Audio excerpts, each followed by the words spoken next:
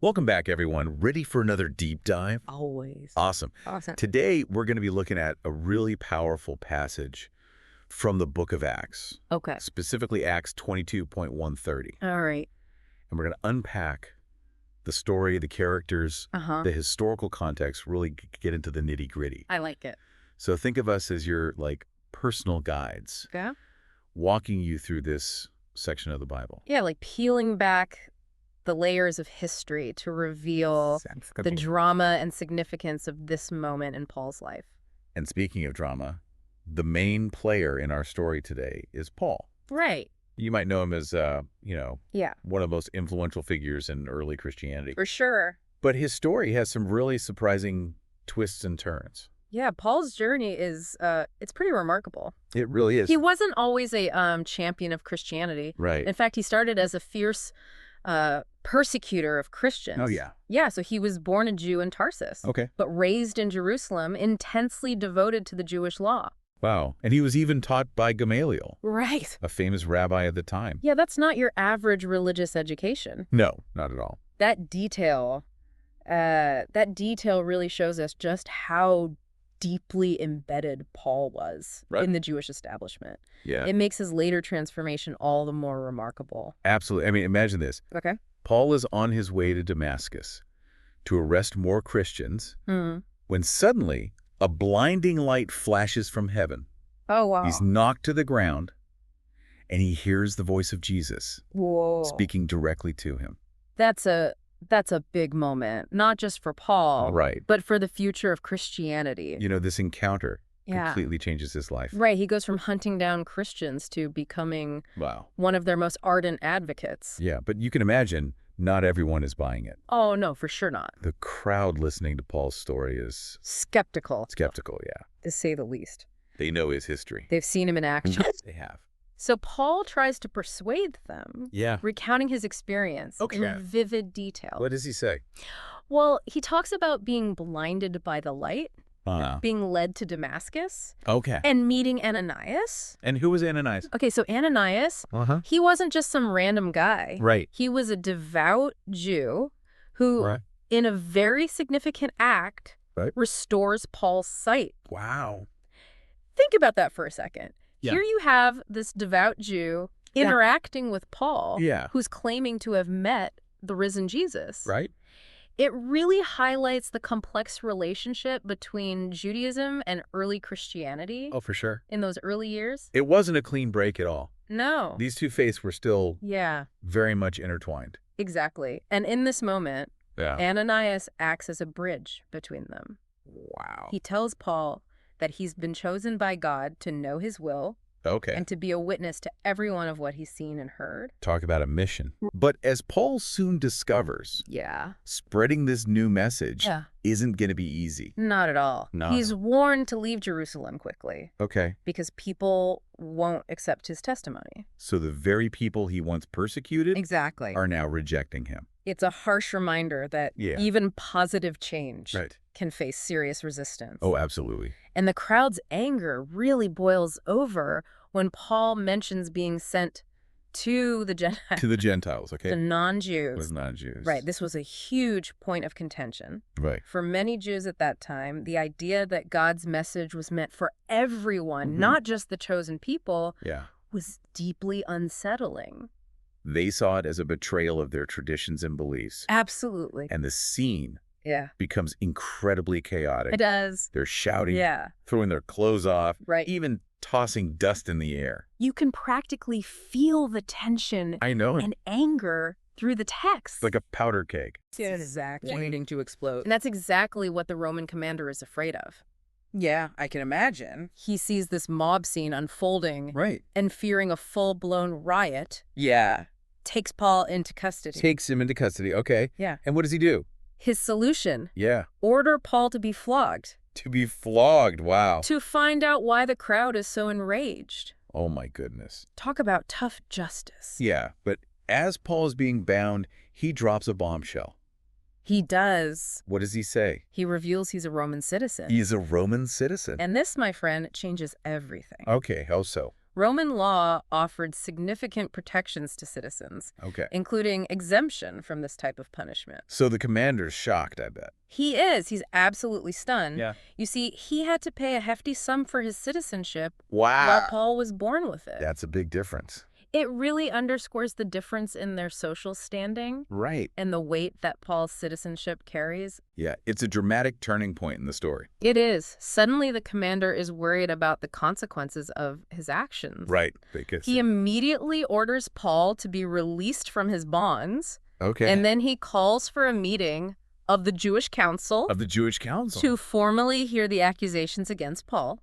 So we're left hanging, We are. waiting to see what happens next It's a cliffhanger. in this gripping story. I know, right? I can't wait to see what happens next. Me too.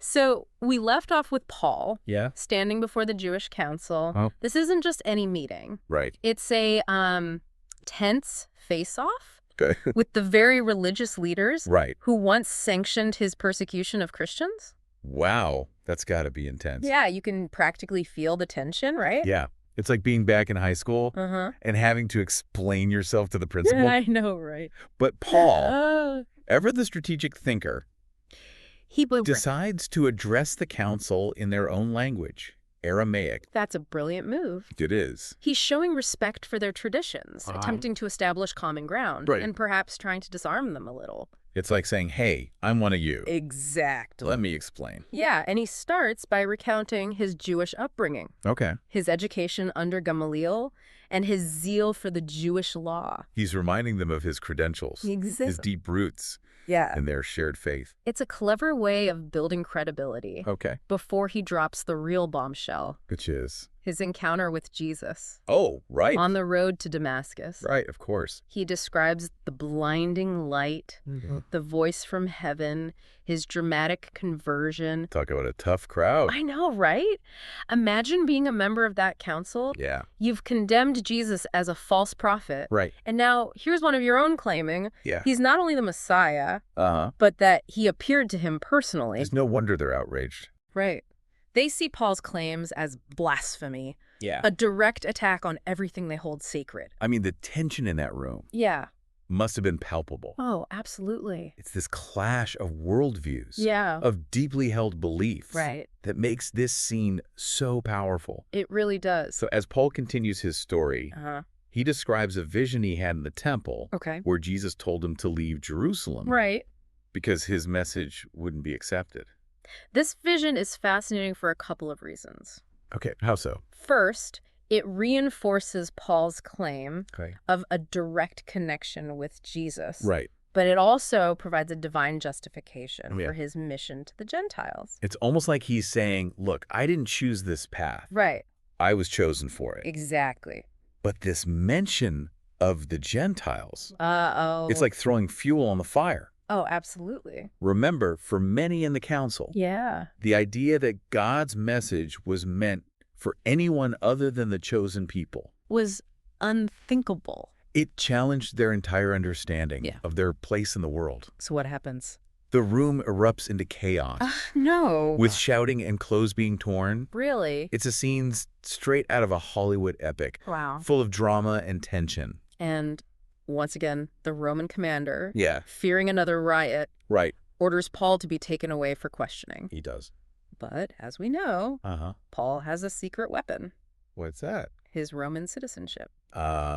Yes. And just as they're about to flog him, Yeah, Paul throws down that trump card. he does. He asks, "Is it lawful for you to scourge a man that is a Roman and uncondemned?" Talk about knowing your rights. I know, right? The centurion is stunned, Yeah. realizing the gravity of the situation, Oh, wow. and rushes to warn the commander. Okay. And the commander is equally shocked. Right. He had to buy his citizenship. Exactly. And here's Paul, born with it. It really highlights the Yeah. privileges and power. That came with being a Roman citizen. And it saves Paul from a potentially brutal punishment. It does. So what does the commander do? The commander, fearful of the repercussions, Right. releases Paul from his bonds Okay. and decides to convene a formal hearing A formal hearing. to investigate the accusation. So once again, Paul's story takes an unexpected turn. It does. We're left wondering, Will he be able to defend himself before this new tribunal? Good question. Will his message of a universal God finally be heard? I guess we'll have to wait and see. All right, so where do we go from here? Well, we're back in the thick of it with Paul. He's escaped a flogging. Right. Thanks to his Roman citizenship. But now he's facing this formal hearing before the Jewish council. It's a pivotal moment, really. Oh, for sure. It highlights the political and religious turmoil of the time. Absolutely. Paul's walking a tightrope here. He is. He's trying to defend himself against these charges that could have, serious consequences. I bet. So how does he approach this? Well, he begins by trying to find some common ground. He emphasizes his Jewish upbringing, his strict adherence to the law.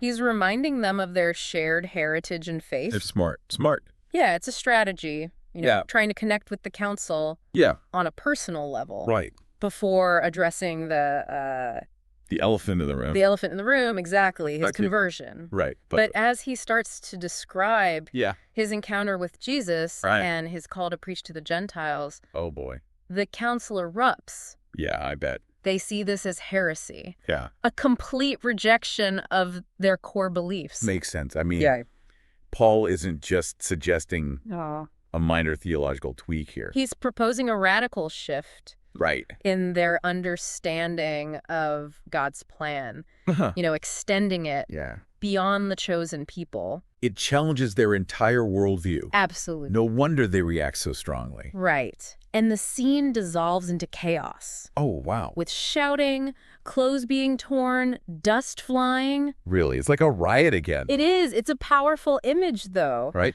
of the passionate resistance Paul faced. Right. But this chaos actually ends up working in his favor. How so? Well, the Roman commander, fearing a full-blown riot, steps in and orders Paul to be taken into protective custody. So his Roman citizenship saves him again. It does. This time from the wrath of the Jewish crowd. Wow, yeah. So what happens next? Well, the commander, realizing that a fair hearing is just impossible at this point, he decides on a different approach. Okay. He calls for a meeting of the chief priests and the entire Sanhedrin. The Sanhedrin. The highest Jewish council. Right. To formally investigate the accusations against Paul. Wow. So this elevates the situation to an entirely new level. The Roman authorities are taking these charges seriously. They are. They want a thorough investigation. And that's where our passage ends. It does. Leaving us on the edge of our seats. I know. I want to know what happens next. Right.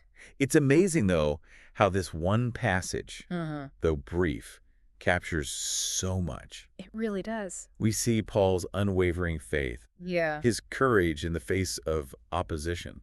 His strategic thinking. It's a story that resonates even centuries later. Absolutely. It makes us think about our own convictions, how we respond to those who challenge our beliefs. It prompts us to consider, how do we navigate disagreements? Right. How do we engage in a respectful dialogue, even when faced with strong opposition? That's a great question to think about. These are questions that are just as relevant today as they were back then. That's so true. Well, thanks for joining us. Thanks for having me. On this deep dive into Acts 22. It's been a pleasure. It's a story filled with drama and intrigue. And timeless lessons. We encourage you to explore the rest of Paul's journey in the book of Acts. It's an amazing story. Until next time, keep diving.